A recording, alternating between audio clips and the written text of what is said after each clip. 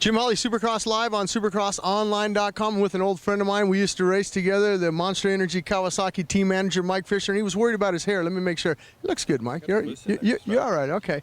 Hey, I got to ask you a little bit of a problem last weekend. Timmy Ferry having that surgery after Daytona on his heel. That update on that? Mm-hmm. He's resting comfortably at home now, and he had a small plate and 2 screws, and he should be it should heal faster with that, and that's the only reason he had it done and so he can start rehabbing it quicker.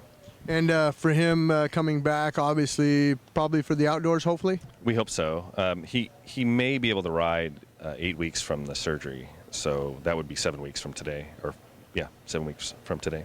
And you come here to St. Louis, and another one of your top riders, Ryan Villopoto, sitting fourth in the points, having some good podiums thus far this year in his rookie year. What's the status on Ryan Villopoto? Well, I mean, he was diagnosed with kind of a viral infection. He wasn't diagnosed. He has a viral infection. Nobody knows what exactly strain of it. So he's doing tests, and before, instead of having him ride and do anything to further, keep him away from racing, in the future, he needs to rest until we can find out what it is. Will we see him back in Supercross? Is that your hope, or will it be something like, hey, let's just get you ready and healthy for the outdoors? No, he'll be back for Supercross. I think. I mean, unless something dramatic happens this week, but if he rests, he should. His health should come up, and he could be back next weekend. He could be back in 2 weeks, 3 weeks. I don't know. He's got a big heart like a lion, Ryan Villopoto. I mean, I watched him in Indianapolis. He went out for the first lap of practice, went a couple laps, pulls over, hurls, gets back on the motorcycle, finishes up 9th, and I know he's been struggling with that illness. He's tough. I mean, he had like a flu, and we thought it was, like a 3-day deal, and he did get better that next week. And then Daytona, he was fine. But then he kind of got a respiratory, like a cold, we thought, the next week. But, it was 2 things right in a row, and it kind of zapped his energy. And we're like, well, is that it? And so we had some blood tests, and now we know what's wrong.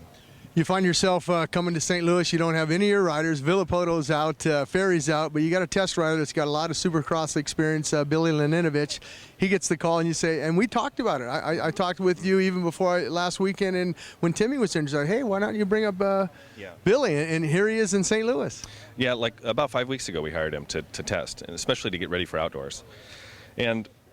And he's been riding our Supercross track, and he's doing well, and we're looking at him, and last week I thought, he's pretty quick, and you did mention it, and we've been looking at him as well, and, I don't think he was off the pace ever, but he wasn't in shape.